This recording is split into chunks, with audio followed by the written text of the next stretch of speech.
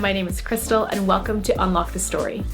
I am thrilled that we get to continue this journey that we started last month, where we are peeling back and taking a look at what it was like to create and be part of the Psalms Microfilm Cycle 1. So last month we had Jason and I taking a look at our own actors' reflections and discussing what those Psalms were like for us personally.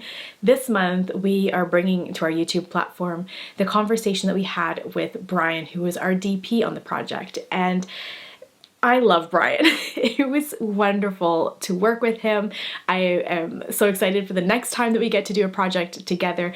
And this interview that we had with him, it continues to impact me. It impacted me when we first had the conversation, and when I've rewatched it, it continues just to deeply touch me. I do want to make one note that since the recording of that interview with Brian, sadly his wife did pass away, and all of our thoughts and our prayers are with him and with his family as they journey the loss of his wife. But that doesn't actually take away from this conversation. In fact, for me, it makes it all the more poignant and beautiful. And so I'm really excited to experience this again with you here on Unlock the Story. And one quick little note that if you make it all the way to the end, there's a special announcement at the end of this video. So you want to make sure to watch all the way to the end and not miss that announcement. So without further ado, here's our conversation with Brian. Hey everyone. Thank you so much for joining us on this chat interview. Once again, we are looking behind the scenes on the Psalms Microfilm project. And today I'm being joined by Jason and by Brian. And Jason, why don't you introduce Brian to this audience? Who is here? Sure. Why is he here? Hey, Brian, welcome. Thank you. Super thrilled that you're here. I'm trying to remember how long we've known each other, Brian, because we kind of connected at different points in different projects and different things. And so I don't know, is it like 15 years maybe? I don't know. That long? Maybe 10 years? Maybe 10, 15 years. I think probably because we've worked with Tad for so long, and you and Tad have worked together on so many things over the years. It's probably like I heard about you. Oh, yeah, my friend Brian. And then you were up part of different things that we've done over the years. And so, I mean, you're just like this incredible cinematographer. And in fact, we worked, I guess the last time we really connected was we worked on a project for the Salvation Army a little while back. And right when the pandemic hit, like right at the beginning of it. And then we, brought you on to work on the Psalms Microfilms, and it's just been super fun. I think I really love your eye, and you're like some kind of a cinematic gymnast when you're with the camera. I don't know how the position. There was one point where we were shooting with Corey, and you were literally hanging off the side of a cliff, and I'm like, oh my gosh, Brian's gonna die, and I'm gonna have a big insurance problem because you were like hanging off a cliff with the camera. But somehow you get these magic shots, and it's so much fun to watch you do your job. Well, thank you very much. Yeah, that's it's fun, super fun to work on projects like this. So especially projects that are just like this one we were able to be creative and do different things, and I think a little bit less restrictive than some other projects that I typically work on. Right. So Brian, tell us, because people don't know film terminology. So tell us, what is it that you do and what did you do for us on the Psalms Microfilms? Yeah, so I typically work as a director of photography, which is a fancier word for a videographer or a camera operator or a cameraman. But usually the director of photography is somebody who's leading the production on that level of from the camera side. So underneath the director and producer. And then if you have other people shooting with you, you're kind of helping to guide that as well. But, physically holding the camera, physically doing the camera work and having input with the director and producers on style and visual. So I do a lot of work like that. A lot of work with, as you mentioned, with Tad Muddings, a good friend of mine. and a lot of my own projects as well. So kind of wide range of stuff, but more in the style of kind of more documentary, underproduced style, in the sense of being like I don't do it, not underproduced in a bad way. I mean, in a good way, in a documentary style of way, where we're really trying to capture real things and real things happening, and not try to make it look like a commercial, try to make it more real. So using a lot of natural light, smaller crews, being nimble and stuff that way, and also being able to be nimble and move quickly because situations might change in stuff like that. So, less studio focused shooting. I had to do that quite a bit with our project too. Like, there wasn't a whole lot of lighting that we had in places. In fact, we shot mostly with natural light, and we would have to be, shifting all the time to catch the right lights and shift positions and all that kind of stuff. Yeah. And early mornings says, I think, we did most of this stuff in June. So like the longest days of the year. So we shot some stuff at sunrise and some stuff at sunset. Yeah. So sunrise, I mean, I think we're arriving at location 4 a.m. Yeah. And then doing some stuff at like 9:30 at night. Which is, I mean, that style of shooting too outside. I mean, it's so much better to do stuff in those magic hours. It just becomes funny days when you're doing like a bunch of work. By 10 o'clock, you've kind of done the day. Yeah. You've done like 6 hours. Yeah. Yeah. It was really fun in my Psalm in 23, and then JJ's, which was 63. Was JJ's 63? Krystle, do you remember? 63. Both of them, like in mine, we started at 4 a.m. and I think we got the shot that we used around 5. It was like, maybe like just slightly after 5.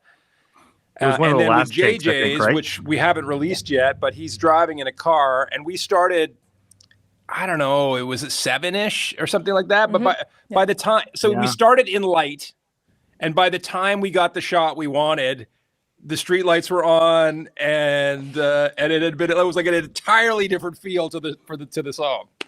Yeah. Was that the same day really cool. as well? No, they were different days. Oh, okay. Yeah. Yeah, they all kind of blending together.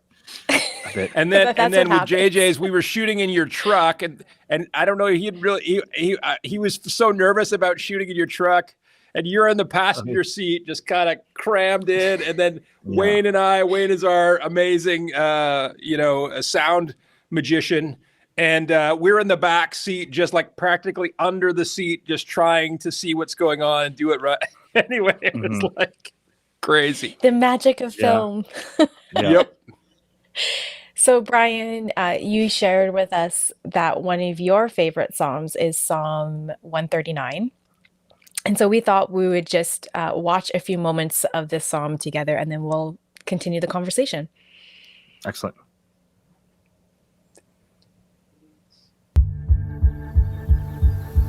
O Eternal One,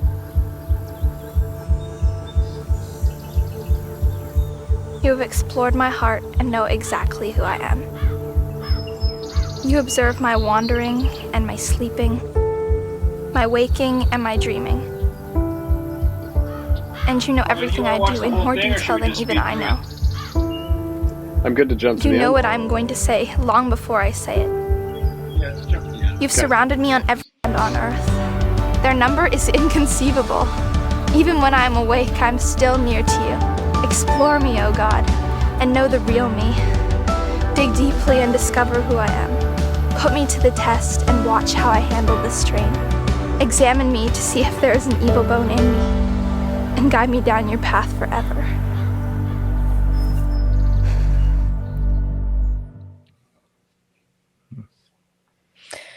So, Brian, what was it like for you to work on the Psalms Microfilms project? It was a great experience, and I'm looking forward to hopefully maybe doing more of these. Yes. But it was really great in a lot of different levels. One of them being working on spiritual films, things that you are passionate about, and things that have meaning and I do a lot of work in, I don't say things that don't have meaning, but a lot of corporate stuff and commercial things. So it's great when you get to produce stuff that has a bigger impact or a different impact. And also working with other people, other believers, and like-minded people, that it's a really great working in that thing. And I hadn't worked really in that space for a while. I have done in the past a bunch of work with the Meeting House, did a ton of work with them about 5 or 6 years ago, some work with World Vision. I've done a bunch of work with Muskoka Woods. It's just great when you have a team of people that are trying to, again, all kind of like-minded and wanting to create stuff.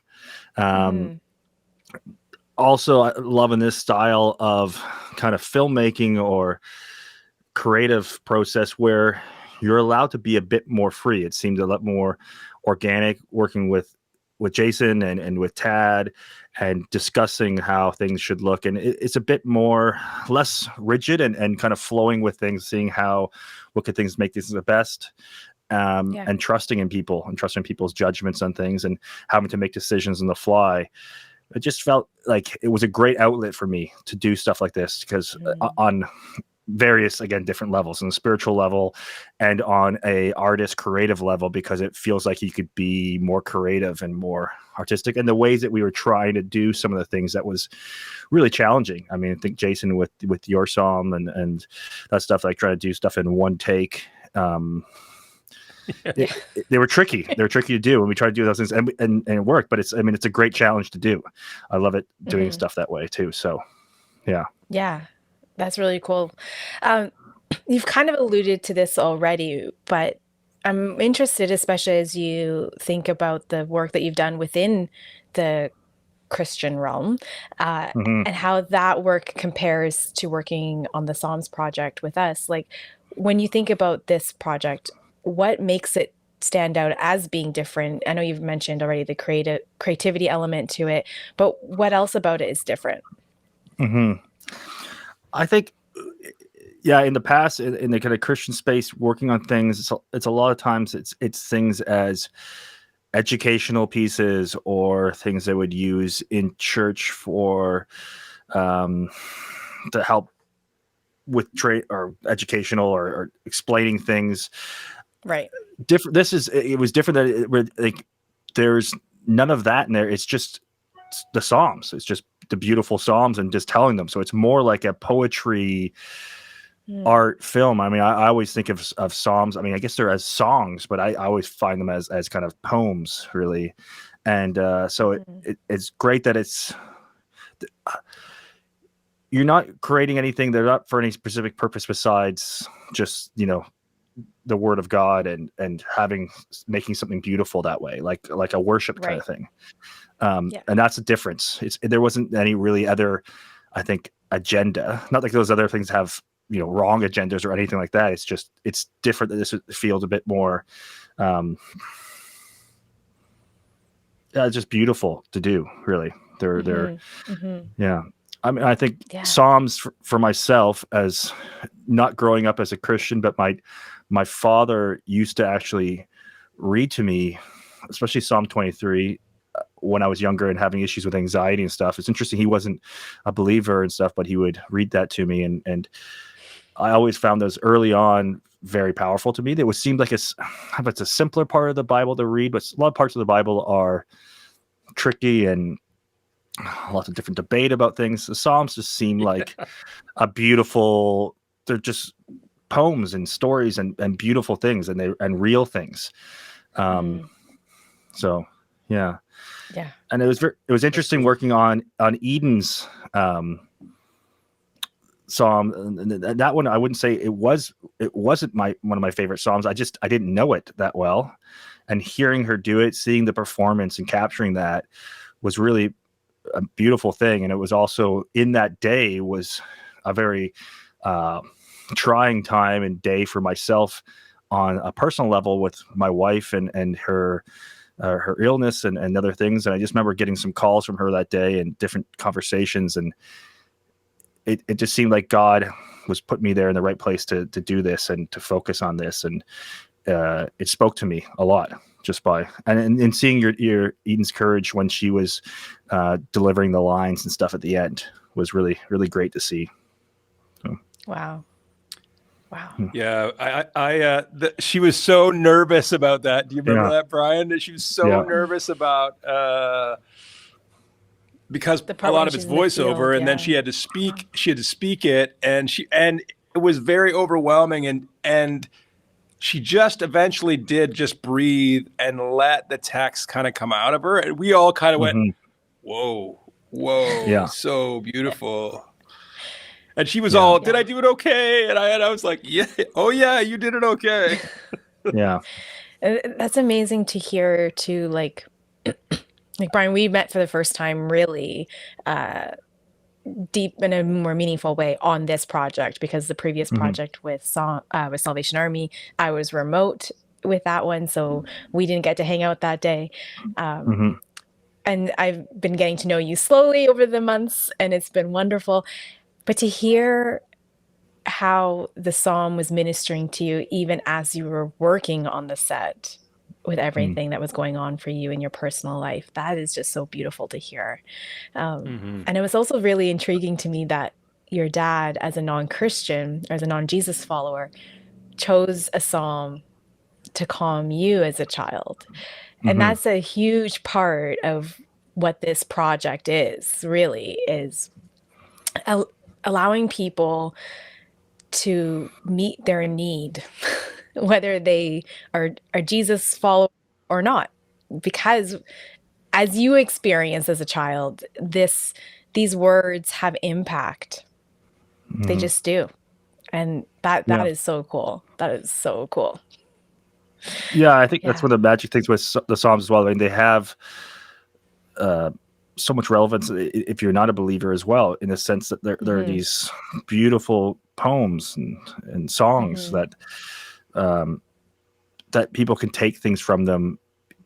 They're not preaching. They're not. I mean, I think so many people, especially people who aren't believers, their main distaste in some of the thing in the church and stuff is everybody preaching to them and stuff like that, and talking to them that way, and creating content that way. It's like, this is just beautiful words that make you sit down and think, or talk to you and you know, relate to you. And And I think that's probably why my dad saw like this, something, this is a beautiful, that way that psalm's written. It's like, I wouldn't say my dad didn't believe in anything. He wasn't a Christian, you know, he wasn't a follower of Jesus, but I think he believes in something. And obviously with a psalm like that, like, he believes that there's something else there, that there's, and knowing that people pull strength from that understanding and that belief. So. Yeah, that's really cool. Yeah, it's significant. Jason, what are you thinking right now?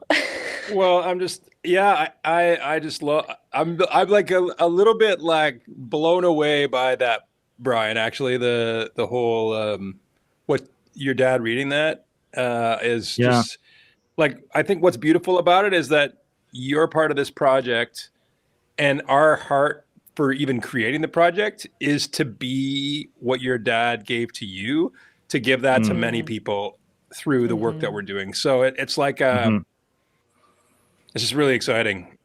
On a completely different note, I was also thinking about how hard and fun it was to shoot that day. Poor Eden was like running all day long, but then you and I on this, you know, John Deere Gator, and you hanging off the side of this, ATV thing all day long, going up and down trails. I just thought I couldn't believe you had the strength to like hold on to your camera for that long. It was so much up and down. Yeah.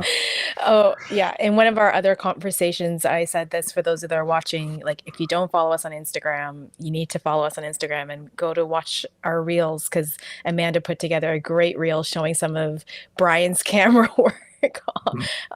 It's just a lot of fun to watch. It was heroic that day. Yeah. Yes, definitely.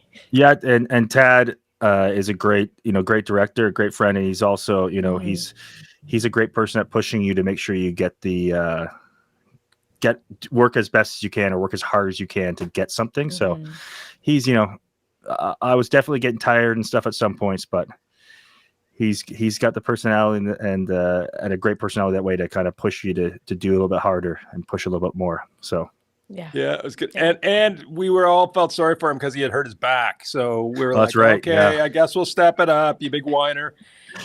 Yeah.